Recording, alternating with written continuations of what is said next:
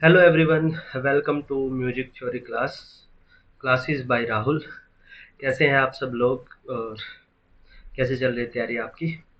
Mission H TET में आज हमारी नेक्स्ट क्लास है। आज की क्लास में हम करेंगे 2024 का लेवल टू का पेपर। 2024 का लेवल टू का पेपर, ठीक है। चलिए, हाँ, पिछली क्लास में जो हमने 2024 का लेवल थ्री का जो पेपर किया था उसमें एक दो क्वेश्चन गलत हो गए थे, गलत टिक हो गए थे जल्दी जल्दी में। और उन क्वेश्चंस के बारे में भी आज देखेंगे हम। अब देखो, जल्दी कई बार ना इतने क्वेश्चन, क्योंकि आपको पता है आपके मान लो इस पेपर में 60 क्वेश्चन है, 60 क्वेश्चन के 4 ऑप्शन, तो 240 ऑप्शंस याद करने पड़ते हैं टीचर को, ठीक है। क्योंकि मेरे पढ़ाने का तरीके को आपको पता है कि सब कुछ एक्सप्लेन करना चाहता हूँ मैं, बाकी लोगों की तरह नहीं कि ये क्वेश्चन है और ये इसका आंसर है। मैं एक्सप्लेन करने में बिलीव रखता हूँ कि आपको पता हो कि अगर ये ऑप्शन है तो ये ऑप्शन क्यों है और बाकी ऑप्शंस क्यों नहीं है।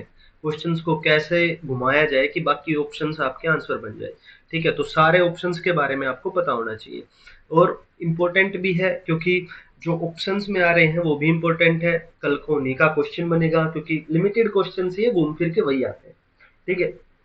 और दूसरी चीज ये भी है भाई कि आपकी मोस्टली क्लास जो रिकॉर्ड होती है ना वो रात के, ये लगा लो 12:30 बजे हुए हैं, 12:30 एक के करीब क्लास रिकॉर्ड होनी स्टार्ट होती है, 2 बजे तक, 2, सवा 2, ढाई तक आपकी क्लास रिकॉर्ड होती है रात के।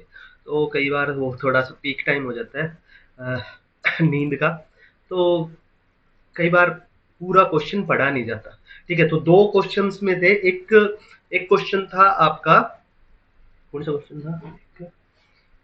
हाँ, एक क्वेश्चन था वादकों के गुण दोष, ठीक है।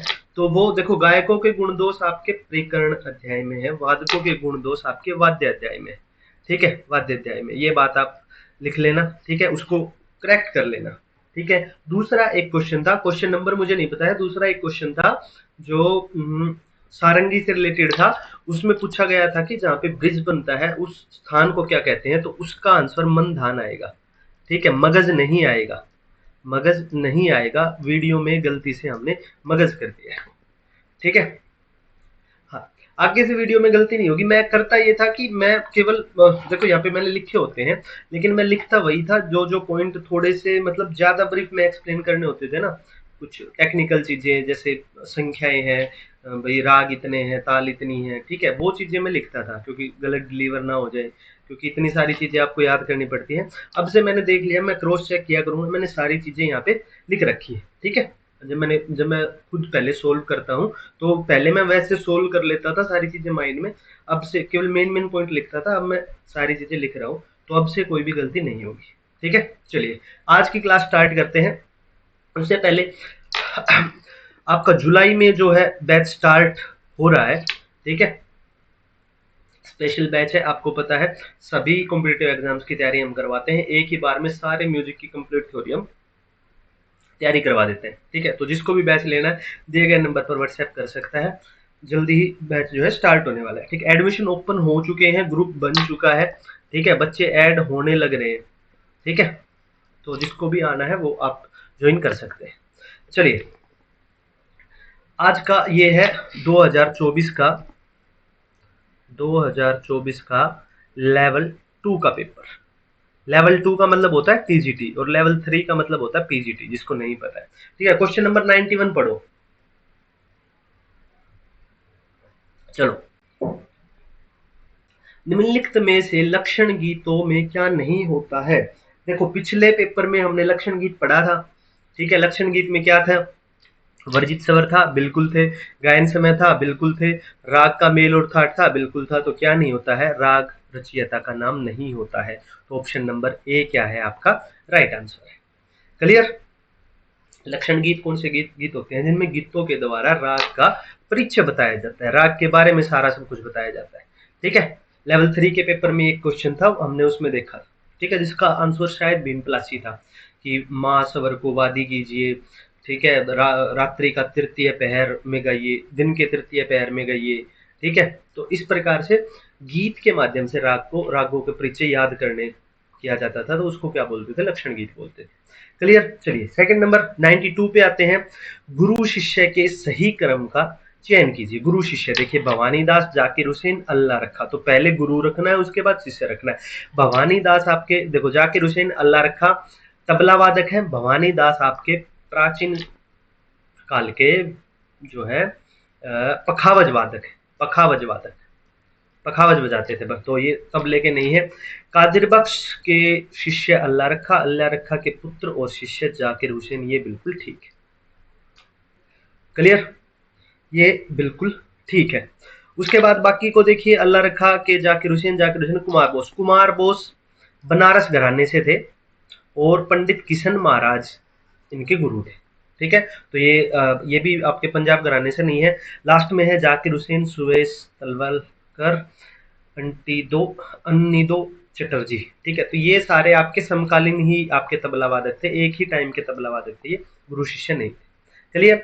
तो जाकिर हुसैन के गुरु अल्लाह रखा और उनके पिता भी थे पंजाब घराने से, और अल्लाह रखा के कादिर बख्श। इंपॉर्टेंट क्वेश्चन है, कई बार आपसे अल्लाह रखा के गुरु क्वेश्चन आपका आ जाता है, अल्लाह रखा के गुरु आपसे पूछा जाता है। चलिए 93 पे चलते हैं। धिनकड़ धिन्ना बोलों का प्रयोग किस रचना में किया जाता है? तो ऐसे टेढ़े बोलों का प्रयोग किया जाता है आपका पेशकार में। पेशकार आपका राइट आंसर है। चलिए नेक्स्ट, तबला तथा पखावज में क्या समान नहीं है? 3 चीजें समान है, एक चीजें समान नहीं होंगी।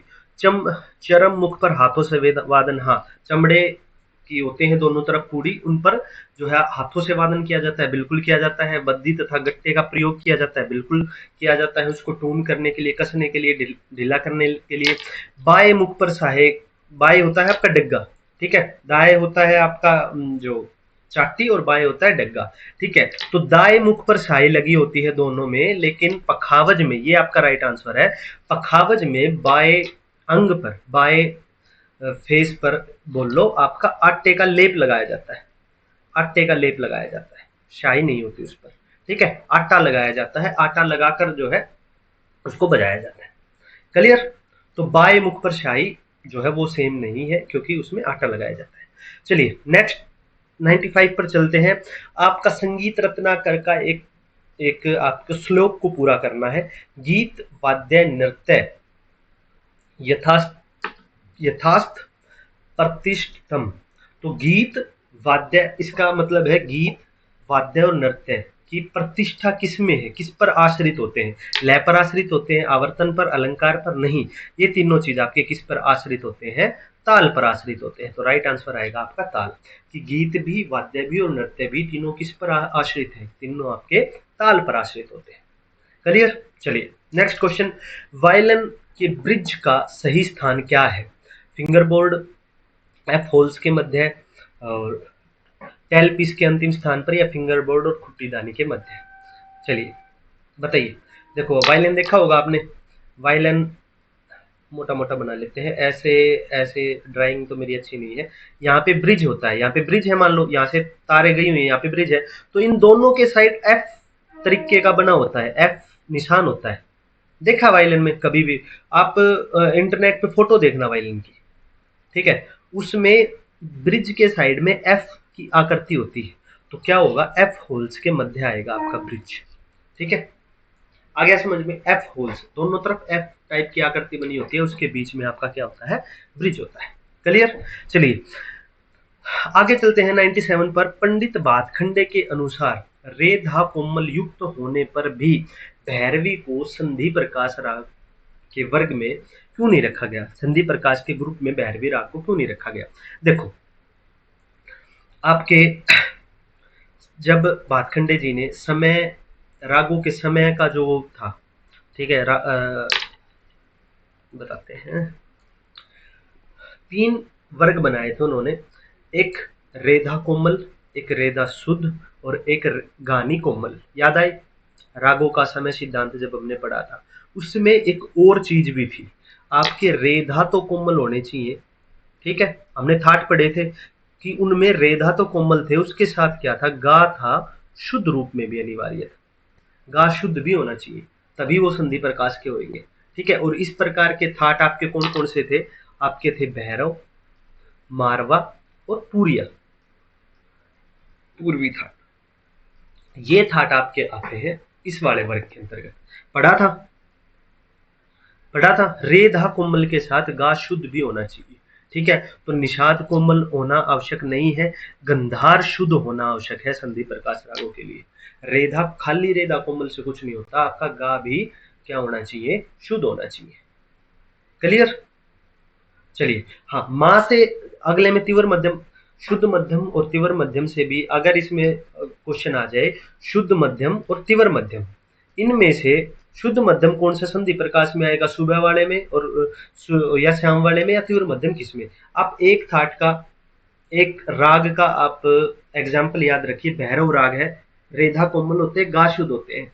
ठीक है, जिस भी राग में माँ शुद्ध है, माँ शुद्ध है, वो सुबह का राग बनेगा, और जिस भी राग में माँ तीव्र है वो आपका शाम का राग बनेगा। क्लियर? ये चीज याद रखना। एक एक दो दो पॉइंट ही होते हैं आपके चार ऑप्शंस में, जिसको आपको पता हो तो आंसर निकल सकता है। ठीक है, तो ये सिंपल चीज, माँ को अर्धदर्शक स्वर क्यों कहा गया है, क्योंकि अकेले माँ से भी आप टाइम निकाल सकते हो। शुद्ध माँ किसी राग में है तो 99%, अपवाद एक दो राग में होता है वो अलग बात है, 99% वो सुबह का होगा, और तीव्र माँ है तो उसमें क्या होगा, शाम का राग होगा। क्लियर है? चलिए क्वेश्चन नंबर 98 को देखते हैं। हनुमंत के अनुसार राग रागनी की संख्या कितनी होती है? ठीक है, राग रागनी वर्गीकरण में चार चीजें आपको बताई थी, चार प्रकार के होते हैं, चार मत होते हैं। ठीक है, कैसे याद करवाया था? बड़े बड़े भगवान शिव और कृष्ण, बड़े वाले भगवान है तो बड़े वाले भगवानों का क्या होगा, 6 राग 36 रागनी। छोटे हनुमान और भरत। ठीक है, कोई दिल पे मत लेना भाई कि किसी की आस्था को ठेस पहुंचाना हमारा कार्य नहीं है, एग्जाम्पल है याद करने के लिए, क्योंकि हनुमान भी खुद शिव की पूजा करते थे, इसलिए बस वो कह रहा हूं मैं। ठीक है, हनुमान और भरत छोटे हैं तो उनके 6 राग और 30 रागनी, ऐसे याद करवाए थे। शिव मत कृष्ण मत में 6 राग 36 रागनी, हनुमान और भरत में 6 राग और 30 रागनी। ठीक है, राग हमेशा 6 रहेंगे, रागनियों की संख्या घट जाएगी। क्लियर है? Option number 2 is the right answer. Clear? चलिए नेक्स्ट क्वेश्चन पे चलते हैं। दिए गए विभागों द्वारा ताल को पहचानिए, ताल को पहचानिए।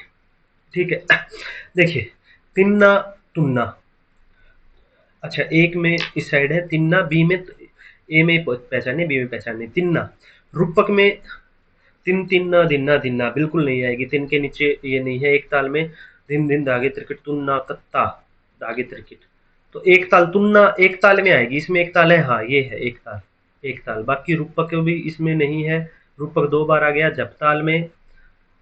देखो रूपक 2 बार है, रूपक में नहीं है, एक ताल में वैसे नहीं है। तीन दिन दिन धागे त्रिकट, तुन्ना कत्ता धागे त्रिकट, धिन्ना दिन्ना है, तिन्ना नहीं है। ठीक है, तो यहाँ तिन्ना है, जपताल में है, हाँ ठीक है। जपताल में क्या होता है, धिन्ना धिन धिन्ना तिन्ना धिन धिन्ना, हाँ बिल्कुल ठीक है। देखो धिन्ना धिन धिन धिन्ना तिन्ना, तिन्ना में आपका खाली आएगा, और लास्ट में क्या होता है, धिन धिन्ना, बिल्कुल ठीक है। तो जपताल और एकताल, ऑप्शन नंबर 4 क्या है आपका राइट आंसर। ठीक है, जपताल की मात्राएं क्या होती है, धिन्ना पहला विभाग, तो दिन पे आ गया आपका सम, उसके बाद धिन धिन्ना, दिन पे आ गया दूसरी ताली, उसके बाद तिन्ना, ठीक है, तिन्ना पे आएगा आपकी खाली, उसके बाद धिन धिन्ना पे आएगा आपका ये, और एक ताल तो सबने यूज की हुई है, दिन दिन धागे त्रिकट, दिन दिन धागे त्रिकट तुन्ना कत्ता धागे त्रिकट धिन्ना। ठीक है, दिन दिन धागे त्रिकट, दिन दिन धागे दिन दिन धागे त्रिकट तुन्ना कत्ता धागे त्रिकट धिन्ना। ठीक है, तो ये तो पता ही है, तो ऑप्शन नंबर 4 क्या है आपका राइट आंसर। नेक्स्ट क्वेश्चन पे चलते हैं। असत्य कथन का चयन करना है, जो कथन आपका ठीक नहीं है उसको पहचानना है। तबले की पूड़ी का स्वर चढ़ जाता है, तो कौन कौन सी क्रियाएं हैं, गट्टों को नीचे सरकाने से, गट्टे आपके साइड में लकड़ी के गोल गोल होते हैं, उनको अगर नीचे करोगे तो ऊपर पूड़ी टाइट हो जाएगी। ठीक है, उनको नीचे करोगे बद्दियां कसेंगी, ऊपर पूड़ी टाइट हो जाएगी, पूड़ी टाइट होएगी तो स्वर चढ़ जाएगा, ये बात बिल्कुल ठीक है। बद्दी को कसने से भी, बिल्कुल जैसे तार को कसते हैं स्वर चढ़ता है, वैसे ही बद्दी को कसेंगे तो भी स्वर आपका चढ़ेगा।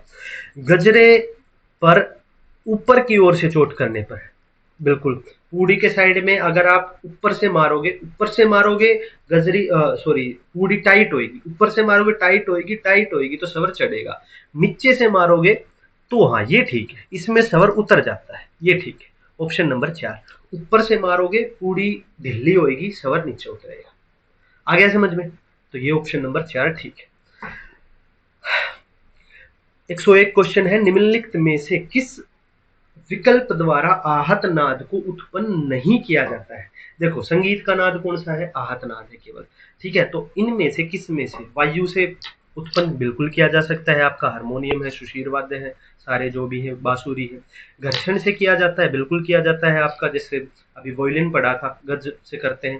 प्रहार से करते हैं, प्रहार बिल्कुल प्रहार से करते हैं, प्रहार मतलब तबला ढोलक। ठीक है, निर्वात क्या होता है? निर्वात होता है वैक्यूम। हाँ, दे रहा इंग्लिश में लिखा हुआ वैक्यूम। ठीक है, तो वैक्यूम से करते हैं? नहीं, वैक्यूम से आपका नहीं हो सकता। वैक्यूम से आपका केवल अनाहत नाद उत्पन्न होता है, वो भी अलग बात है, अलग है वो तो। ठीक है, आपका पर्णव जैसे हो सकता है, ओमकार की ध्वनि जैसे हो सकती है। ठीक है, वो है। तो आपका राइट आंसर क्या है? Vacuum is the right answer. ठीक है, चलिए नेक्स्ट है, दिलरुबा तथा इसराज वाद्यों में क्या समानता है? देखिए, इसराज वाद्य में ही परिवर्तन करके क्या बनाया गया है? आपका दिलरुबा बनाया गया है। इसराज में परिवर्तन करके दिलरुबा बनाया गया है। ठीक है, तो 7 मुख्य तार हैं, गलत बात है भाई। दोनों में 4-4 मुख्य तार होते हैं, इसमें भी 4 तार हैं, इसमें भी 4 तार है। ठीक है, गज से वादन किया जाता है, बिल्कुल दोनों का ही गज से वादन किया जाता है, ये ठीक बात है। तरबों का प्रयोग होता है, बिल्कुल तरबों का प्रयोग होता है। इस राज में आपकी 11 से 15 तरब की तार होती है, और इसमें 15 से 17 तरब की तार होती है। ठीक है, सारिका विहीन वाद्य नहीं, इस दोनों में पर्दे होते हैं, तो ये बात भी आपकी गलत है। सारिका विहीन नहीं, सारिका सहित होता है। सारिका इसमें होती है, सारिका मतलब पर्दे। तो ऑप्शन 2 और 3 ठीक है। सामान्यतः 2 और 3 कहाँ है? 2 और 3, हाँ ये रहा ऑप्शन नंबर 2 आपका राइट आंसर। क्लियर? चलिए नेक्स्ट क्वेश्चन पर चलते हैं। 103, निम्नलिखित में से संगीत रत्नाकर का चौथा अध्याय। देखो आपके पिछले पेपर में बताया था, लिखवाया था स्पेशल कि ये क्वेश्चन प्रबंध अध्याय से आता है। आ गया नेक्स्ट पेपर में, आ गया, पिछले पेपर में करवाया था। चौथा अध्याय कौन सा है? आपका प्रबंध अध्याय। क्लियर है? चलिए नेक्स्ट क्वेश्चन, निम्नलिखित में से स्वरार्थ मणि पुस्तक के लेखक कौन है? ठीक है, कौन है? चलिए तो पहली चीज तो यही है कि आपको पता होना चाहिए, सारे ऑप्शन हैं, आपको नाम देखते ही पता होना चाहिए कौन कहाँ से है, किस घराने से है। ठीक है, किशोरी आमेनकर जयपुर घराने से हैं, ख्याल गाती हैं। अन्नपूर्णा देवी का तो इतनी बार पढ़ चुके हैं, अलाउद्दीन खां की बेटी है, रविशंकर की पुत्री है। हरिप्रसाद चौरसिया बांसुरी वादक है। शिव कुमार शर्मा संतूर वादक है। ठीक है, तो ये बुक किसकी है? ये बुक है आपकी किशोरी आमेनकर की। किशोरी आमेनकर, ये पब्लिश हुई थी आपकी 2009-10 में, ये पब्लिश हुई थी। और इस बुक में इन्होंने बताया है emotions and feelings in music, feeling in music की बात इन्होंने की है इस जो है बुक में। ठीक है, चलिए क्लियर। नेक्स्ट देखो, किशोरी आमोनकर जयपुर घराने से है। जयपुर घराने में मैंने 5 ही नाम बताए थे, बस वो 5 याद कर लेना। ठीक है, वो 5 नाम याद कर लेना बस। उन जयपुर घराने में इससे फालतू गुरु शिष्य का क्वेश्चन आएगा तो नहीं आएगा, उन 500 से ही आएगा। ठीक है, चलिए नेक्स्ट क्वेश्चन, निम्नलिखित में से किस विद्वान ने श्रुतियों के पारस्परिक अंतराल को समान माना है? समान माना है, श्रुतियों के बीच का अंतर को समान किसने माना है? ओमकार, देखो ओमकारनाथ ठाकुर ने क्या माने थे? 3 श्रुति अंतर माने थे, कोमा, लघु, लिम्मा, याद है? आचार्य बृहस्पति जी ने श्रुति दर्पण नामक वाद्य बनाया था, उसमें 3 श्रुति अंतर माने थे, क, ख, ग माने थे। ललित किशोर का इंपॉर्टेंट नहीं है। और तो समान अंतराल किसने माने थे? विष्णु नारायण भातखंडे जी ने, विष्णु नारायण भातखंडे जी। इंपॉर्टेंट है, सारी श्रुतियों को समान माना था इन्होंने, श्रुतियों के बीच का गैप समान माना था।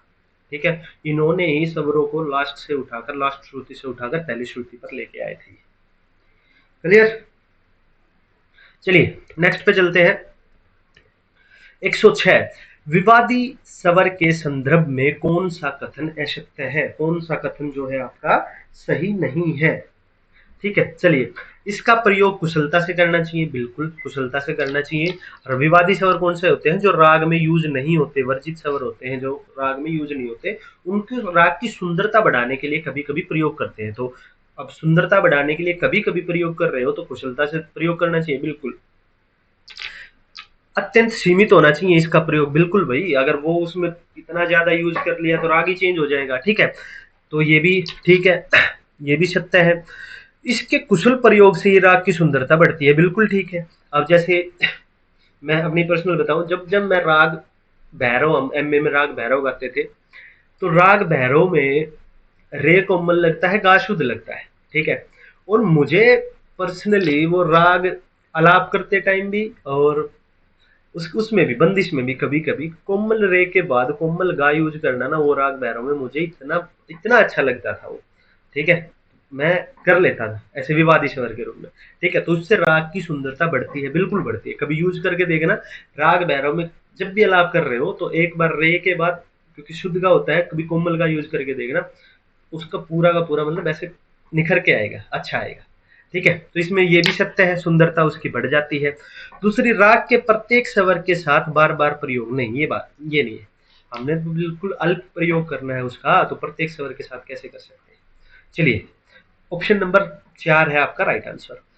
क्वेश्चन नंबर 107, भूपाली के स्वरों में गा के स्थान पर मा स्वर का प्रयोग करते हैं, आसान है।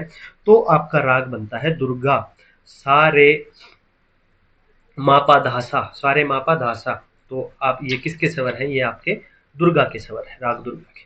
चलिए, पंडित जसराज को किस वर्ष पद्म विभूषण से सम्मानित किया गया? क्वेश्चन नंबर 108, पद्म विभूषण, ठीक है। अब देखो इनको पद्म भूषण भी मिला था, पंडित जसराज को भूषण मिला 1990 में, पद्मश्री मिला इनको, पद्मश्री मिला इनको 1975 में, 1975 में, हाँ। और पंडित जसराज के बारे में एक और अच्छी बात बताऊं मैं आपको, हमारे साइंटिस्टों ने एक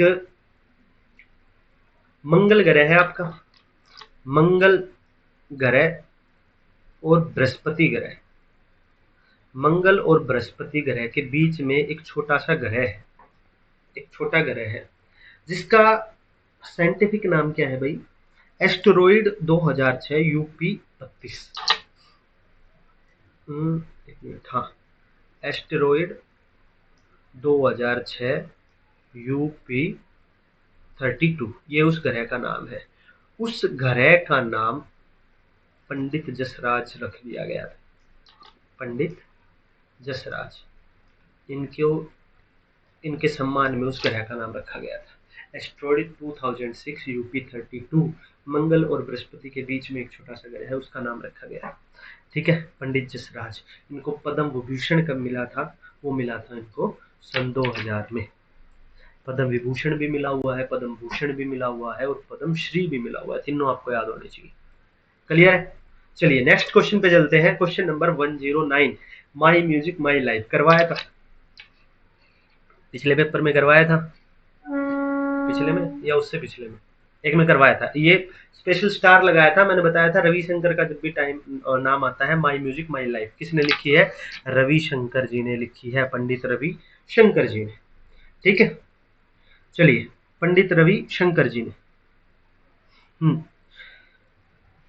शिव कुमार हरिप्रसाद चौरसिया की बुक है, वो है Hariprasad Chaurasia Breath of Gold है। और शिव कुमार शर्मा की जो बुक है वो है journey with 100 strings, journey with 100 strings, क्योंकि ये संतूर बजाते हैं और संतूर में कितनी तार होती हैं? 100 तार होती है, ठीक है। कई अगर क्वेश्चन आ जाए शिव कुमार शर्मा की बुक का तो जर्नी विद 100 स्ट्रिंग्स, क्योंकि संतूर में 100 तार होती है, ऐसे याद रख सकते हो, ठीक है।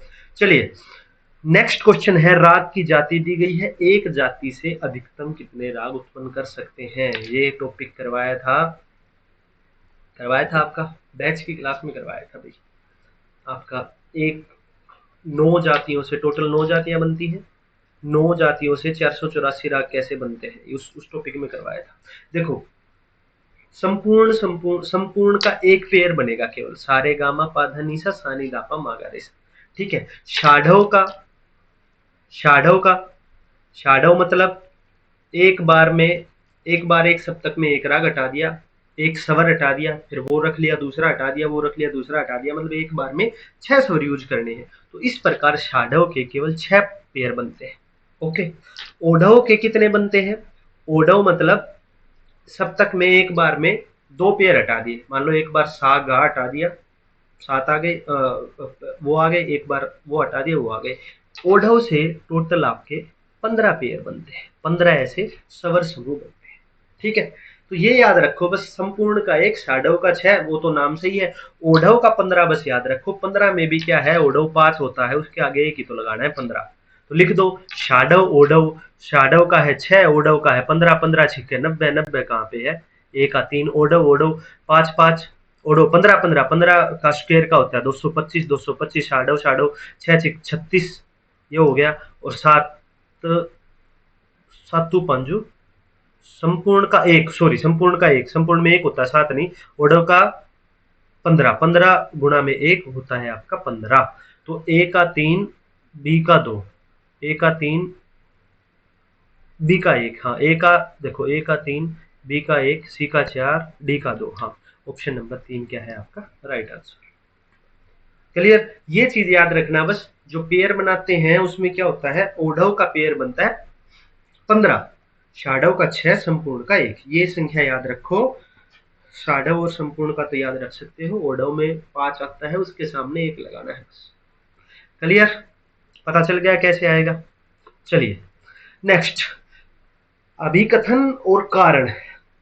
राग में वादी संवादी स्वरों में संवाद का नियम कला की दृष्टि से जितना प्रिय है, वैज्ञानिक दृष्टि से उतना ही पूर्ण है। सही बात है भाई, बिल्कुल सही बात है, वैज्ञानिक दृष्टि से भी और कलात्मक दृष्टि से भी, दोनों ही ठीक है, सत्य है, ये बात बिल्कुल सत्य है, सत्य है। चलिए मारवा में मारवा में रेधा तथा श्री राग में रे का संवाद अनिष्ट है, अतः संवाद के नियम का व्यक्तिक्रम दिखाई देता है। सही बात है। देखो मारवा में रेधा और श्री में रेपा, दोनों में क्या होता है, दोनों में इम्परफेक्ट कॉन्सोनेंस आ जाता है, इम्परफेक्ट कॉन्सोनेंस है, इम्परफेक्ट कॉन्सोनेंस, कॉन्सोनेंस आएगा। ठीक है, ये संवाद का अपवाद आ जाता है, यहाँ पे अपवाद आता है, मारवा का रेधा में और श्री में, श्री के रेपा में अपवाद होता है, लेकिन राग के चलन के हिसाब से इसको रखा जाता है। रेपा और रेदा कैसे लिखा गया है, राग के चलन के हिसाब से इसको रखा गया है। ठीक है, मारवा में सा का यूज बहुत कम है, ठीक है, इसलिए रखा गया है। ठीक है, तो ये बात भी सही है कि इनका जो संवाद है अनिष्ट है, इम्परफेक्ट है, इम्परफेक्ट कॉन्सोनेंस में है, और ये संवाद के नियम में अपवाद दिखाई देता है, व्यक्तिक्रम मतलब अपवाद दिखाई देता है। तो सही बात है, दोनों में सही है, दोनों सही कौन सा है, ऑप्शन नंबर 3 में दोनों सही है। चलिए नेक्स्ट क्वेश्चन पे चलते हैं। रागमाला तथा संगीत सार ग्रंथ के लेखक कौन है? तो रागमाला, संगीत सार और एक और आपका ग्रंथ है, वो है श्री गणेश स्तोत्र, श्री गणेश स्तोत्र। ये तीनों केवल उन्होंने 3 ही लिखे थे, और ये तीनों लिखे थे आपने तानसेन जी ने। क्लियर है भाई, तानसेन जी ने। ठीक है, पढ़ाई में मजा आ रहा है तो वीडियो को लाइक जरूर करना भाई, ठीक है, लाइक करके जाना और कमेंट जरूर करके जाना। ठीक है, आप लोगों के कहने पर, क्योंकि देख लो टाइम क्या हो गया, एक बजने को है, और क्वेश्चन नंबर 112 पे ही पहुंचे हैं, 22 क्वेश्चन हुए हैं अभी से। ठीक है, तो लाइक से ही हौसला बनता है, बस लाइक से पॉजिटिविटी आती है। तो लाइक करना, कमेंट करना वीडियो कैसी लगी। ठीक है, चलिए नेक्स्ट पे चलते हैं। क्वेश्चन नंबर 113, कौन सा कथन सत्य है? वर्णम के 8 भेद प्रचलित है। नहीं भाई, गलत है, वर्णम के 2 ही भेद प्रचलित है। एक है आपका पद वर्णम, और दूसरा देखा एक मिनट, हाँ तान वर्णम, एक तान वर्णम, एक पद वर्णम। ठीक है, अभी गलती नहीं होगी अभी, क्योंकि मैं सारे लिख के ले आया हूं मैं। ठीक है, वैसे देखने की जरूरत 1-2% ही पड़ती है, अभी आपको पता चल रहा होगा, सामने ही देख के सारा पढ़ा रहा हूँ, लेकिन कभी कभी वो माइंड से स्किप हो जाता है, तो उसके लिए बैकअप रखना जरूरी है, क्योंकि यहाँ बैठ के आपको गलत नहीं बता सकते। बस उसका कारण ही है, लिख के लेके आने का कारण एक ही है, क्योंकि हम यहाँ 1% भी रिस्क नहीं ले सकते, 1% भी। ठीक है, क्योंकि मान लो मैंने आपका करवा दिया, आपकी मसल मेमोरी में वही क्वेश्चन बैठ गया और आप वही क्वेश्चन अगर पेपर में आ गया तो वो फिर गलत हो जाएगा। ठीक है, चलिए, पदम अत्यधिक द्रुत लय में गाया जाता है। नहीं भाई, पदम जो है आपका विलंबित में गाया जाता है, पदम विलंबित में गाया जाता है। ठीक है, तो ये भी आपका गलत है, ये भी आपका गलत है। वर्णम दो प्रकार का होता है, पद वर्णम, तान वर्णम। जावली अति विलंबित नहीं, जावली किसके समान है? जावली ठुमरी के समान है, और वो अति विलंबित में नहीं, वो मध्य और द्रुत में गाई जाती है। ठीक है, तो ये भी गलत है। कृति में पल्लवी अनुपल्लवी चरणम, हाँ ये कृति के अंग होते हैं, पल्लवी अनुपल्लवी चरणम। ठीक है, ये आपके कृति के अंग होते हैं, जैसे आपका स्थाई अंतरा होता है ना, वैसे ही पल्लवी अनुपल्लवी होते हैं दक्षिण संगीत में। तो ये आपका ऑप्शन ठीक, ऑप्शन नंबर 4 क्या है? सही। चलिए, next question, question number 114। Tabla वाद्य में पूड़ी के उपभाग का कौन सा विकल्प सही है? पूड़ी के भाग बताने हैं। किनार, शाही, मैदान, गट्टा, बद्दी, डग्गा। डग्गा तो पूड़ी से अलग चला गया। गजरा, गट्टा, गुल्लू, गुल्लू होता ही। तत्व, अनुगत, ओग, ये क्या है? ये भी इंपॉर्टेंट है, देखो देखो, तत्व, अनुगत, ओग, ये क्या है? जैसे आपके यहाँ पे इंस्ट्रूमेंट में गत बजाई जाती है, गत और गीत बजाया जाता है। आपके मान लें इंस्ट्रूमेंट में दो ही चीजें बजाई बजाई जाती हैं दक्षिण संगीत में, या तो गत बजाई जाएगी हर इंस्ट्रूमेंट पे, या फिर गीत बजाया जाएगा। लेकिन दक्षिण में 3 चीजें बजाई जाती हैं, तत्व, अनु, तत्व, ओग, अनुगत। लिख लेना इसको। लेकिन इस क्वेश्चन का राइट आंसर है आपका किनार, शाही और मैदान। ये आपके पूड़ी के क्या है? भाग है। क्लियर? चलिए, नेक्स्ट क्वेश्चन। निम्नलिखित में विकल्पों में कर्नाटक संगीत की त्रिपुट ताल का चयन कीजिए। त्रिपुट ताल वही है, देखो क्या था हमारा, हमारी ट्रिक क्या थी? ध्रुव, मठ, रूपक, झप, 3, 8, 1। हो गया। 3 कहाँ पे आया है? 3 आया है इस पे, तो 3 क्या है? 1 लघु 2 द्रुत, 1 लघु 2 द्रुत। पहला ही ऑप्शन आपका ठीक है, पहला ही ऑप्शन आपका ठीक है। ठीक है, ध्रुव, मठ, रूपक, झप, 3, 8, 1। क्लियर है? 10, 11, 101, 10 अनुद्रुत और 100, 1101। क्लियर? चलिए, 100 क्वेश्चन। समान मात्रा संख्या ताली खाली विभाग युक्त, समान मात्रा होनी चाहिए, समान ताली होनी चाहिए, समान खाली, समान विभाग। ठीक है, वो बताइए। एक ताल और दादरा, अरे भैया 12 और 6 नहीं। रूपक जपताल 7, 10 नहीं। 3 ताल 1 ताल 16 मात्रा 12 मात्रा नहीं।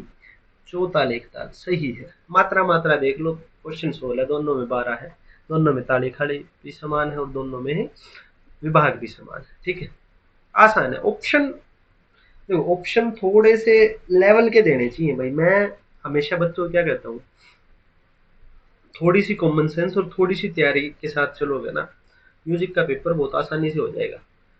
ठीक है, अब तुम क्वेश्चन सेट करने वाले का दिमाग देखो। अरे आपने बोला है समान मात्रा संख्या ताली खाली विभाग, तो ताली खाली विभाग रखे ही क्यों है? ठीक है, क्यों रखे? अब इस क्वेश्चन में आपने 3 ऑप्शन बिल्कुल ऐसे दे दिए, ठीक है, जिसमें विभाग ताली खाली कुछ मैच होंगे ही नहीं।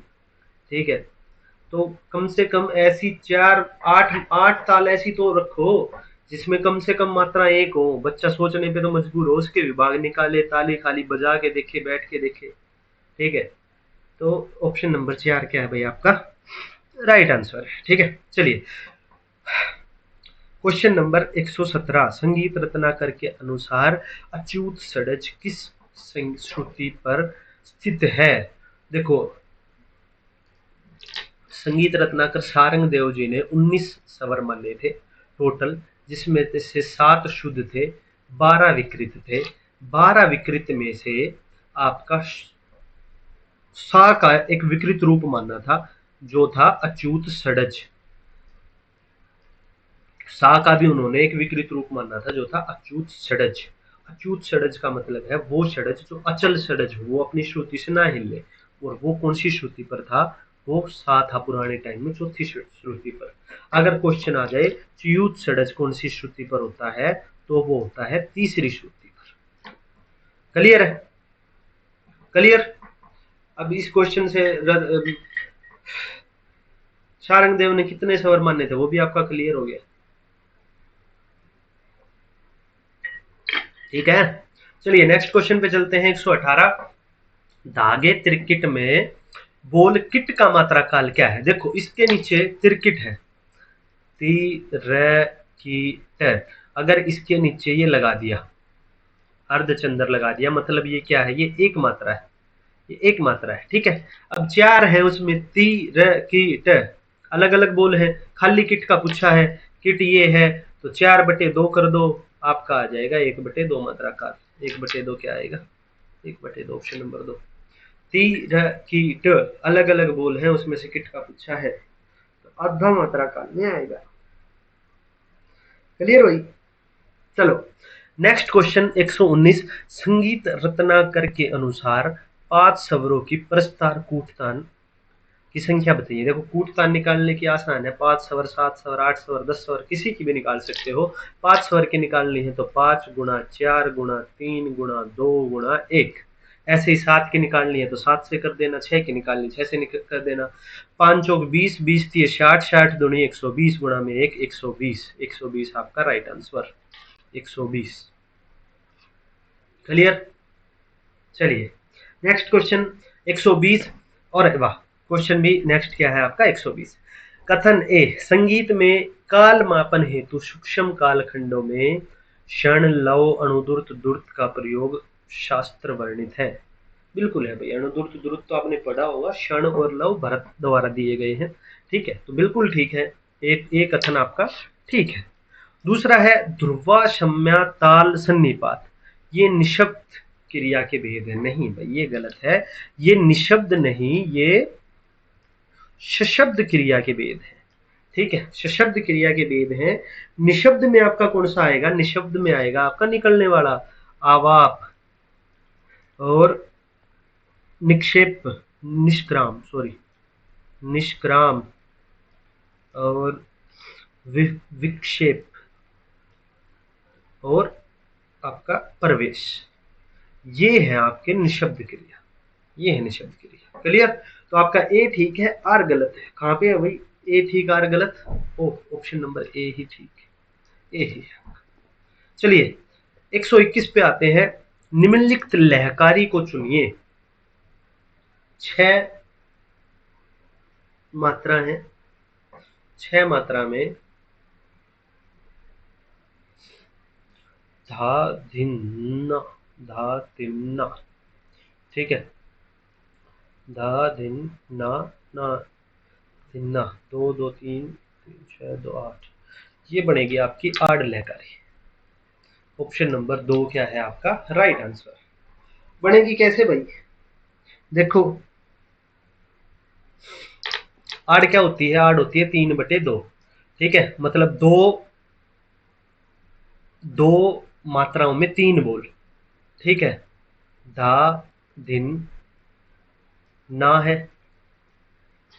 धा धा धिन ना, धा तिन एक में है, और फिर है ना, धा तिन ना।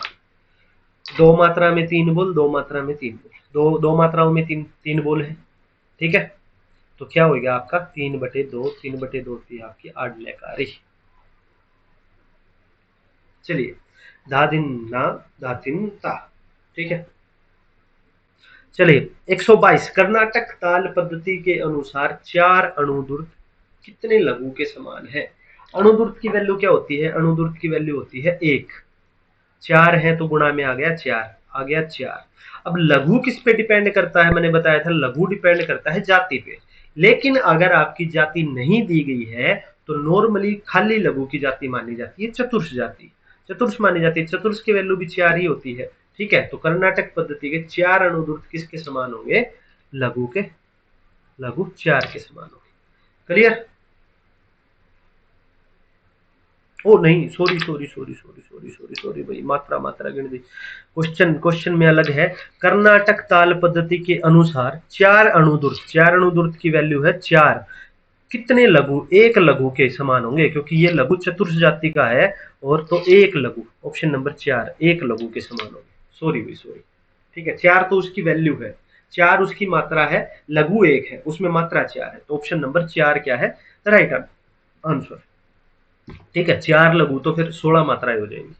चलिए क्वेश्चन नंबर 123 पे चलते हैं। शारंग देव ने राग वर्गीकरण में किस गीति में सर्वाधिक ग्राम राग माने? तो पहला क्वेश्चन ये है आपका, सारंग देव ने कितने ग्राम राग माने हैं?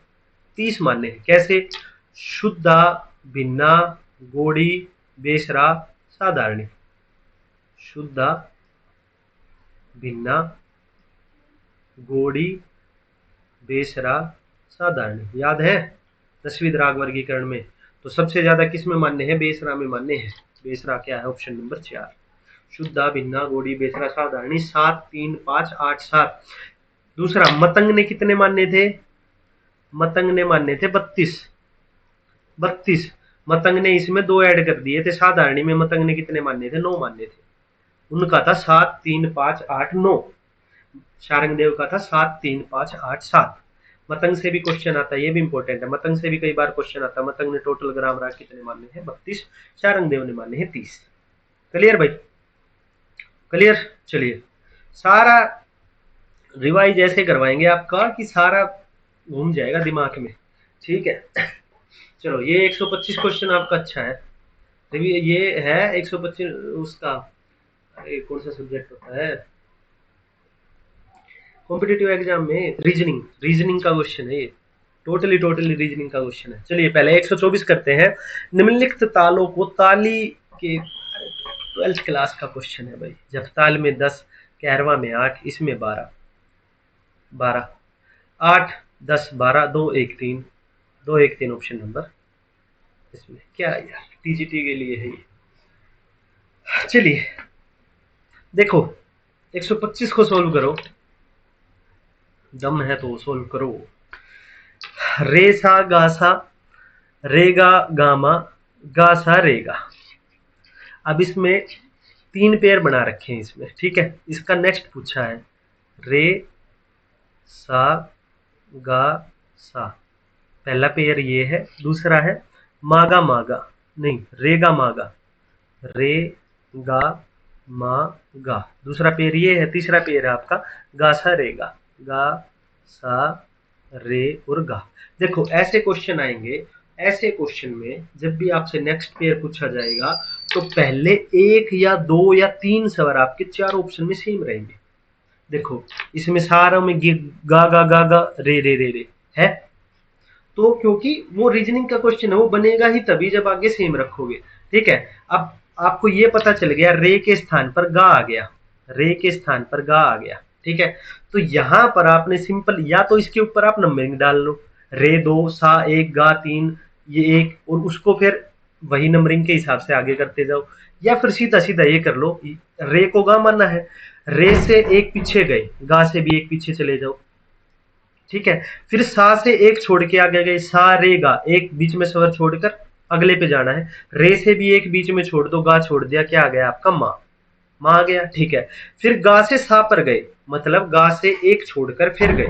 ठीक है, तो माँ से एक छोड़कर जाओ, माँ से एक छोड़कर चले गए, रे आ गया। क्लियर, एक पेयर कंप्लीट। ठीक है, आगे जाओ, सा से रे पे गए हैं, एक साथ वाले आगे गए तो रे से आगे चले जाओ गा, ये रे से आगे गए हैं एक साथ में ही तो गा से भी आगे चले जाओ माँ। इसमें भी रे मा गा है भाई, सॉरी सॉरी सॉरी सॉरी, रे मा गा मैं भी करूं, तब तो ये प्रॉपर बैठ के सोल्व किया था मैंने, कई देर लगी थी इसमें। ठीक है, चलो ये गलत हो गया। ठीक है, इसीलिए आराम का काम है। सा से रे पर गए, रे से गा पर चले गए। अब रे से माँ पे गए हैं, एक स्वर बीच में छोड़ दिया, तो गा से भी माँ छोड़ दिया, ये चले गए पा पे। ठीक है, अब माँ से वापिस एक स्वर पीछे, पा से भी एक स्वर पीछे। अब गा से, अरे यार क्या हो रखा है यहाँ पे 1 मिनट करने दो। रे मा गा मा, रे मा गा मा है, ये माँ है, ठीक है। तो गा से माँ पे गए, यहाँ पे माँ से आप चले जाएंगे पा पे, ठीक है। गा सा रहेगा। हाँ, अब माँ से गा पर एक स्वर पीछे, पा से यहाँ पे आ जाएगा एक स्वर पीछे माँ। गा से सा पर मतलब एक स्वर छोड़ के और पीछे, तो इसमें गा को छोड़ दिया, ये आएगा रे, ठीक है।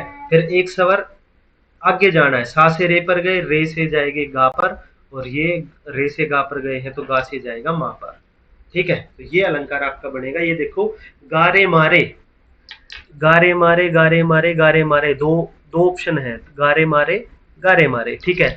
गापा मापा, गापा मामा, गापा मापा, इसमें गापा मापा, मा रे गामा, मा रे गामा, देखो बन गया, बन गया भाई। ऑप्शन नंबर 3 आपका बन गया। ऐसे बना सकते हो। रीजनिंग अगर आपने पढ़ रखी है, सीधा सीधा है, या तो ऊपर नंबर डाल लो, या लेकिन करना बहुत बहुत ऐसे क्वेश्चन थोड़ा सा टाइम देके किया करो, क्योंकि देखो एक स्वर हमसे यहाँ पे गलती से अभी अभी यहीं पे गलत लिखा गया था, तो पूरा अलंकार गलत हो जाता उससे, ठीक है। और बाई चांस, क्योंकि आसपास के स्वर मिलते हैं, बाई चांस वो आपका बनाया हुआ अलंकार यहाँ पे मिल जाता ना, आप क्रॉस चेक करते नहीं, सीधा वहां पे टिक करते हो, काम खत्म, नेगेटिव। चलिए क्वेश्चन नंबर 126 पे चलते हैं। निम्नलिखित में से किस ताल के ठेके में सर्वाधिक ना बोल आते हैं? ना बोल रूपक में तिन तिन ना, धिन ना, धिन ना, 3 आते हैं। कैरवा में धागे न तीन न क धीन, धागे न ती न क धीन, तो इसमें कितने आते हैं? एक ही आएगा, धागे न ती, न ही है, ना भी इसमें नहीं है, ठीक है।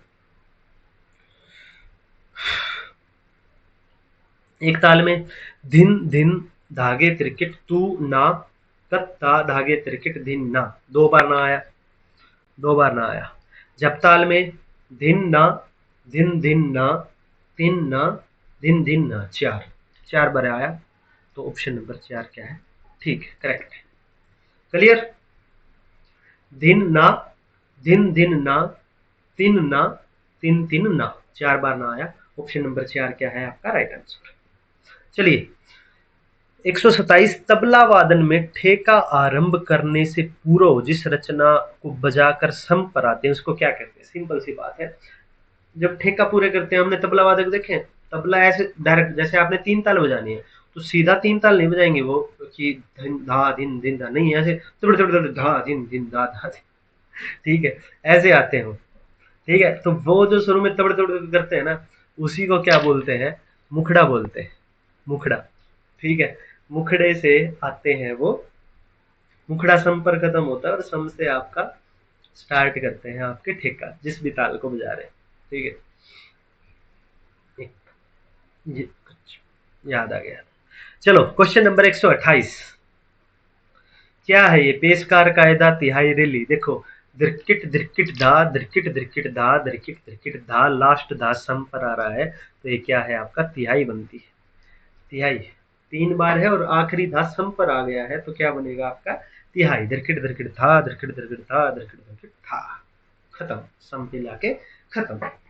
चलिए क्वेश्चन नंबर 29, पंचम स्वरों की श्रुतियों का चयन कीजिए। अगर आपने श्रुतियां याद नहीं है तो YouTube पर ये वीडियो भी डाली हुई है हमने, शॉर्ट ट्रिक्स के साथ, शॉर्ट ट्रिक के साथ, ठीक है। तो जाइए वीडियो चेक कीजिए, बाकी सीधी भी याद कर सकते हो,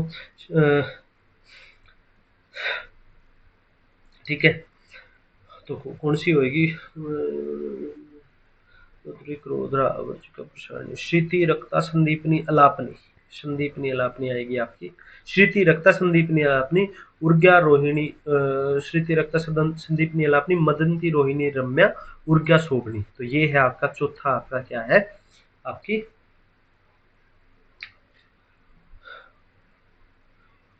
पा स्वर की जो है श्रुति है। तीव्रा कुमूलती मंदा छंदोवती, दयावती रजनी रक्तिका, रोद्रिक रोदे, ठीक है। वर्जिका प्रसारणी, प्रीति मार्जनी, श्रुति रक्ता संदीपनी लापनी, मदंती रोहिणी रम्या, उर्ग्या शोभनी, ठीक है। चलिए ये आपकी 22 श्रुतियां। क्वेश्चन नंबर 103, तबले में प्रयुक्त चमड़े की रस्सी को क्या कहते हैं? रस्सी को क्या कहते हैं? देखिए, बद्दी कहते हैं, बिल्कुल कहते हैं, द्वाल कहते हैं, ये भी कहते हैं, गट्टा बताया था, लव ये भी नहीं कहते। बद्दी और गट्टा क्वेश्चन नंबर 1 और 2 ये आपके ठीक है। 131 पर चलते हैं। गुरमित संगीत में प्रयुक्त गायन स्वरूपों का चयन कीजिए। गायन स्वरूप, मांड राजस्थान का है, पंडवानी राजस्थान का है, भटियाली बंगाल का है, गणघोर भी आपका क्या है? राजस्थान का है। गुरमीत संगीत में क्या आएगा? मुंदवाणी और मुंदुवणी और अलाहुणी। ठीक है, मुंदुवणी क्या है? गुरु ग्रंथ साहिब का लास्ट चैप्टर है, लास्ट चैप्टर है जिसको गाया जाता है। अलाहुणी क्या है? शोक गीत होते हैं, शोक उदास के गीत होते हैं। ठीक है, चलिए गुरमीत संगीत के अंतर्गत आते हैं। क्वेश्चन नंबर 132, काफी तथा भैरव थाट में संपूर्ण शाडव जाति के अधिकतम कितने राग निर्मित किए जा सकते हैं? ये वही है, देखो जातियों से राग, ये 9 जातियों से 484 राग वाली क्लास में थे ना।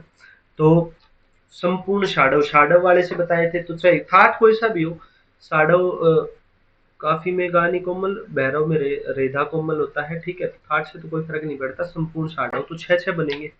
ठीक है, अधिकतम कितने? 6 इसमें 6 इसमें। ऑप्शन नंबर 3 आपका क्या है? Right answer. चलिए 113 सॉरी 133, क्वेश्चन नंबर 133, भरत ने प्रथम सारणा में 81/80 अथवा 5 सेवर्ट के अंतराल को क्या कहा है? 5 सेवर्ट गणितीय मान होता है फ्रैक्शन में 31/80। भरत ने उसको क्या कहा था? भरत ने उसको प्रमाण श्रुति कहा था। कोम्मा किसने कहा था उसको? कोम्मा कहा था ओमकारनाथ ठाकुर ने। कोम्मा लघु लिम्मा। आचार्य कैलाश चंद्र देव बृहस्पति ने उसको कहा था ग, और शारंग देव ने उसको कहा था प्रमाण। शारंग देव ने 3 बताए थे, प्रमाण, उपमहति, महति, तो शारंग देव ने कहा था प्रमाण। ठीक है, सेवर्ट की संख्या होती है 5 सेवर्ट, कोम्मा की, प्रमाण श्रुति की फ्रैक्शन में होती है 81/80। क्या मस्त क्वेश्चन है, क्या मस्त क्वेश्चन, कितनी चीजें क्लियर होगी एक क्वेश्चन है ना। चलिए नेक्स्ट क्वेश्चन पे चलते हैं। ये सारे श्रुति अंतराल है, श्रुति अंतराल है। भरत ने केवल एक ही श्रुति अंतराल माना था, वो था प्रमाण श्रुति। जो 17वीं और 16वीं श्रुति के बीच का गैप है, षडज ग्राम मध्यम ग्राम का जो गैप है, वो होता है प्रमाण श्रुति। ठीक है, गणितीय वैल्यू होती है उसकी 81/80। सेवर्ट ने उसको माना है 5 सेवर्ट। ठीक है, चलिए 134 क्वेश्चन, किस मध्यकालीन ग्रंथ में राग वर्गीकरण हेतु 23 मेल का उल्लेख किया गया है? 23 मेल का, देखो सवर मेल कलामी निधि किसने लिखी थी? वो लिखी थी रामामात्य ने। रामामात्य ने कितने मेल माने थे? 20 माने थे भाई। राग तरंगिणी लिखी थी लोचन ने, लोचन ने माने थे 12। चतुर्दंडी प्रकाशिका आपको पता है किसने लिखी थी? उन्होंने माने थे 72। ठीक है, और राग विबोध, राग विबोध लिखी थी श्रीनिवास ने, और उन्होंने माने थे 23। ये ठीक है, ये ठीक है, ये ठीक है। चलिए वेंकटमुखी की चतुर्दंडी प्रकाशिका जिसमें उन्होंने 72 मेल माने थे। क्लियर है? चलिए नेक्स्ट पर चलते हैं। 135 में शाही के प्रारंभिक भाग पर तर्जनी से आघात कर उंगली को तुरंत उठाने पर कौन सा खुला बोल बजेगा? मतलब शाही के प्रारंभिक भाग को तर्जनी उंगली को ऐसे बोलकर उठाने पर, ऐसे करने पर, देखो कत 2 बोल है, क त 2 बार बजाया जाता है। ऐसे ही धागे भी 2 बोल है, एक उंगली से नहीं बजाएगा, धागे अलग अलग बजाया जाएगा। ग या घ आपका चट्टी का नहीं होता है, ये आपका उसका बोल है। चट्टी के अलावा क्या होता है? डग्गे, डग्गे का बोल है। अकेला बच गया तू, तू इज द राइट आंसर। तू, ना, धिन, ये सब आपकी उंगली से बजाए जाते हैं चट्टी पर। ठीक है, कॉमन सेंस की बात है थोड़ी सी बस। चलिए क्वेश्चन नंबर 136, तानपुरे के तारों को किन स्वरों में मिलाया जाता है? ये तो पता ही होगा। पास आ सा, आगे बिंदी पीछे बिंदी, नीचे अगले पिछले के नीचे। ठीक है, ऑप्शन नंबर 3। मैडम ने हमें ऐसे याद करवाया था बीए में, पा सा सा सा, सरों में बिंदी, लास्ट में बिंदी। चलिए क्वेश्चन नंबर 137, दक्षिणी ताल पद्धति के अनुसार चतुर्स जाति एक ताल। एक ताल तो लास्ट वाली है जिसमें एक ही लघु होता है, चतुर्स जाति का मतलब लघु की वैल्यू 4, तो इसका वैल्यू आ जाएगी 4। कितनी मात्राएं होंगी 4। साइन क्या होता है, चतुर एक एक जाति का सबसे लास्ट में होता है एक ताल, एक ही लघु ही होता है बस उसमें, उसकी उन्होंने जाति बता दी, चतुर्स है तो चतुर्स पे 4। चलिए क्वेश्चन नंबर 138, निम्नलिखित में से कौन सा विकल्प सम्मिलित नहीं है। शिव कुमार शर्मा संतूर बजाते हैं, बिल्कुल सही बात है, संतूर बजाते हैं। रविशंकर सितार बजाते हैं, हरिप्रसाद चौरसिया बांसुरी बजाते हैं। ऑप्शन नंबर 2 आपका ठीक है। अन्नपूर्णा देवी क्या बजाती है, सुरबहार बजाती हैं। सुरबहार का आविष्कार किसने किया था, बार बार बताता हूँ, गुलाम मोहम्मद ने, गुलाम मोहम्मद ने। ठीक है, अब आपका आ गया सुरसागर। सुरसागर का आविष्कार किसने किया था, सुरसागर का आविष्कार किया था मम्मन खां ने, मम्मन खां ने, ये भी याद रखना, सुरसागर का आविष्कार। चलिए जी नेक्स्ट क्वेश्चन, ब्रजचंद ध्रुपद की किस वाणी से है। 4 वाणी होती है, 4 वाणी, गोबरहार, खंडहार, डागुर, नौहार। ब्रजचंद आपके डागुर वाणी से, डागुर वाणी से। क्लियर। चलिए ब्रजचंद डागुर नौहार से है, कोई कौन से नौहार से, श्रीचंद। गोबरहार किसकी है, तानसेन की कौन सी वाणी बताओ। खंडहार किसकी है, पता होना चाहिए सारी की सारी। ठीक है चलिए क्वेश्चन नंबर 140, सरगम गीत के अनुसार राग पहचानिए। राग पहचानिए सरगम गीत के अनुसार। चलिए देखिए नोटेशन में देखिए आपका गा कोमल है, गा गा रे सा रे पा नी कोमल है, गा कोमल है और नी कोमल है। रे और धा शुद्ध है तो भैरवी हो नहीं सकता, भैरवी हो नहीं सकता। गा भी कोमल है तो खमाज भी नहीं होएगा, हमीर भी नहीं होएगा। ऑप्शन नंबर 3 आपका ठीक है।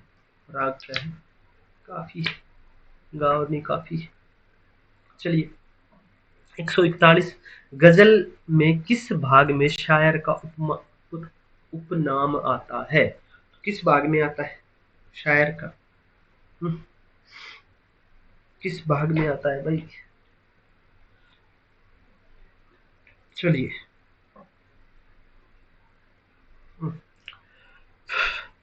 मक्ता, मक्ते में आपका क्या आता है, शायर का उपनाम आता है। चलिए मक्ते भाग में।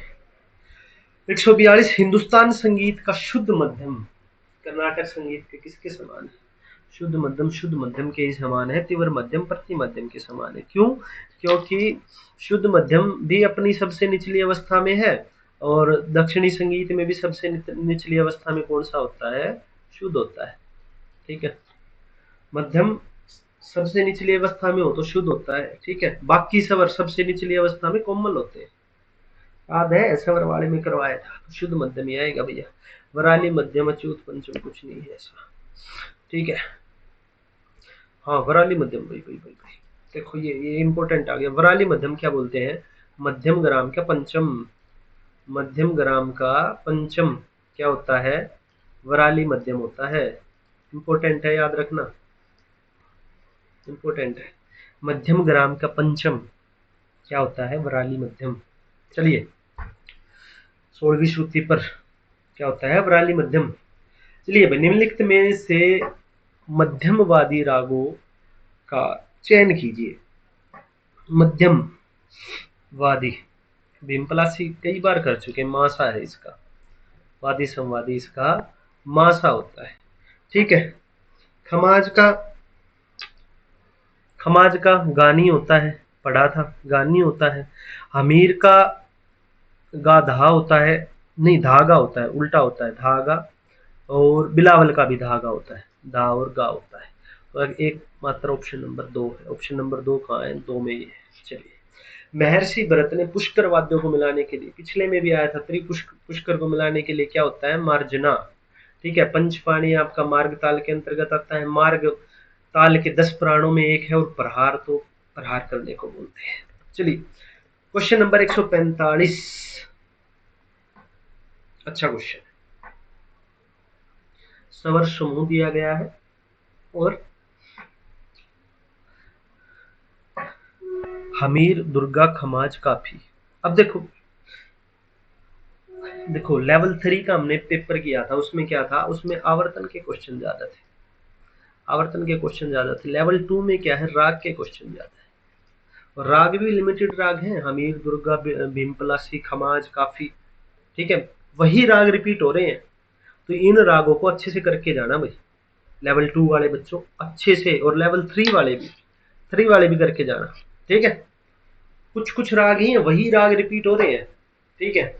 पंडित जसराज आपने देखा था, पंडित जसराज के बारे में पूरा पढ़ के जाना। ऑप्शंस में कितनी बार एक क्वेश्चन पंडित जसराज का स्पेशल आया, उसके बाद ऑप्शंस में कितनी बार पंडित जसराज आया है, ठीक है।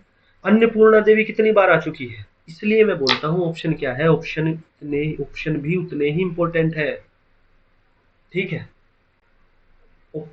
ऑप्शन भी इंपॉर्टेंट है। कल से हमने किशोरी अमेनकर कितनी बार पढ़ चुके हैं, हम रविशंकर को कितनी बार पढ़ चुके हैं, ठीक है, भीम पलाशी को कितनी बार पढ़ चुके हैं। अब इसी पेपर में कितने, ये हमीर, दुर्गा, खमाज, काफी कितनी बार आ चुका है ये राग। चलिए देखते हैं। अब इसी पेपर के आधार पर देखो हमने क्या पढ़ा था, हमने पढ़ा था भूपाली में गा के स्थान पर माँ कर दे तो राग दुर्गा बनता है, मतलब सारे मापा धासा।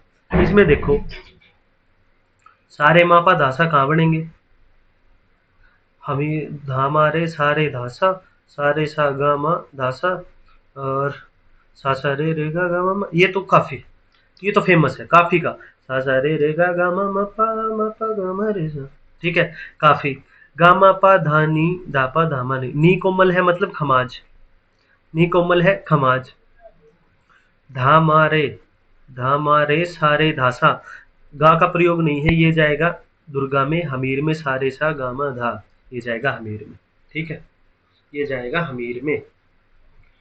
2 1 4 3, 2 1 4 3, ऑप्शन नंबर 2 आपका राइट आंसर। कहाँ गया, ऑप्शन नंबर 2 आपका क्या है राइट आंसर। क्लियर है, क्लियर, अरे बताओ।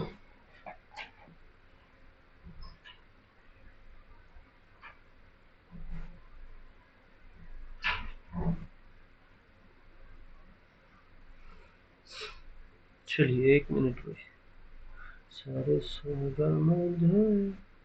पाकिस्तान में मारे डी का 3, डी का 3, हाँ हाँ सही है, सही है, सही है, ऑप्शन नंबर 2 ठीक है। चलिए 146, कर्नाटक संगीत की प्रचलित सप्त तालों में किन चिन्हों का प्रयोग किया जाता है, किन चिन्हों का, सप्त तालों लिख लो भाई, सीधी सीधी हमें तो याद है, ध्रुव, मठ, रूपक, झप, 3 8 और 1, लघु आया, द्रुत आया, और एक ताल में केवल अणुद्रुत आया, मतलब लघु, द्रुत और अणुद्रुत 3 यूज होंगे। गुरुकुलुत का प्रयोग हुआ नहीं, अणुद्रुत, द्रुत, लघु, इन चीजों का प्रयोग हुआ है। काकपद का कहीं प्रयोग नहीं हुआ, काकपद का प्रयोग नहीं हुआ 7 की 7 तालों में, ठीक है। केवल मात्र अणुद्रुत, द्रुत और लघु इसका प्रयोग हुआ है, आपके सामने है कैसे प्रयोग हुआ है। ये बार बार आपको लिखवा के इसीलिए कर रहा हूँ ताकि आपको याद हो जाए, मसल मेमोरी में बैठ जाएंगे, ठीक है। ध्रुव, मठ, रूपक, झट, 3 8 1, समझ गए। क्वेश्चंस कितने आ रहे हैं वो आपको पता चल ही रहा है, हर 2 3 क्वेश्चन के बाद कोई क्वेश्चन आ रहा है इससे रिलेटेड, ठीक है। चलिए क्वेश्चन नंबर 147, कहरवा एक ताल त्रिताल को एक साथ आरंभ करने पर सम पर एक साथ मिलान कितने आवर्तन बाद होगा। चलिए भाई आवर्तन का क्वेश्चन आ गया फाइनली टीजीटी में भी। कहरवा एक ताल 3 ताल, कहरवा में होती है 8, एक ताल में होती है 12, 3 ताल में होती है 16, ठीक है। तीनों को एक साथ आरंभ करें, ठीक है, पुनः सम पर एक साथ मिलाने के लिए, मतलब एक साथ आरंभ करें तो दोबारा सम पर जाकर कब मिलेंगे, कितने आवर्तन के बाद मिलेंगे, ठीक है। ऐसे में क्या करते हैं, तीनों का एलसीएम ले लो, तीनों का ले लो एलसीएम, एलसीएम बार एलसीएम आएगा इसका 48 आएगा, तो 8 छिक 48, 12 24 32 12 चौक 48, 16 16 3 48, ठीक है। तो 6 4 3, 6 आवर्तन लगेंगे कहरवा के, 4 आवर्तन लगेंगे आपके एक ताल के और 3 आवर्तन लगेंगे आपके 3 ताल के। 6 4 3, ऑप्शन नंबर 4 आपका राइट आंसर, ठीक है। एलसीएम ले लो उसमें से और भाग कर दो एलसीएम से। एलसीएम 48 आया, 8 6 48, भाग कर दिया, 48 बटे 6 किया, 8 किया, 6 आ गया, तो मतलब 6 आवर्तन लगेंगे। 48 बटे 12 किया, 4 आ गया, 4 आवर्तन एक ताल के लगेंगे। 16 48 बटे 16 किया, 3 आया, 3 आवर्तन लगेंगे आपके 3 ताल। क्लियर। चलिए क्वेश्चन नंबर 148, मसीद खानीगत को क्या बोलते हैं? मसीद खानीगत को बोलते हैं पश्चिमी बाज। पूर्वी बाज, दिल्ली बाज, बनारस लखनऊ बाज नहीं है पश्चिमी बाज, तो दिल्ली बाज का ही नाम क्या होता है? पश्चिमी बाज, पश्चिमी बाज। चलिए ऑप्शन नंबर 2 क्या है आपका राइट आंसर। क्वेश्चन पूरे हो गए। चतुरंग के 4 अंगों का चयन कीजिए। चतुरंग के 4, सरगम, लक्षण, रागमाला, ठुमरी। ठुमरी तो अलग है भाई, रागमाला ग्रंथ है। ख्याल, ठुमरी, तराना, धमार, ये तो चारों ही अलग अलग आपकी गायन शैलियां हैं। ध्रुपद, धमार, टप्पा, ख्याल, ये भी चारों अलग गायन शैलियां हैं।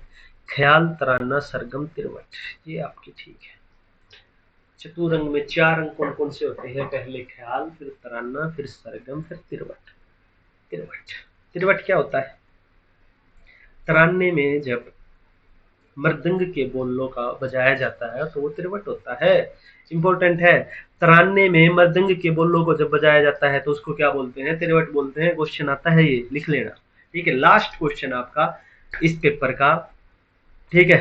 वीडियो को लाइक जरूर कर देना भाई, ठीक है। अगर आप यहाँ तक पहुंचे हैं इसका मतलब आपको पसंद आ रही है वीडियो, पढ़ाने का तरीका पसंद आ रहा है, तो वीडियो पर लाइक और कमेंट जरूर करके जाना, ठीक है।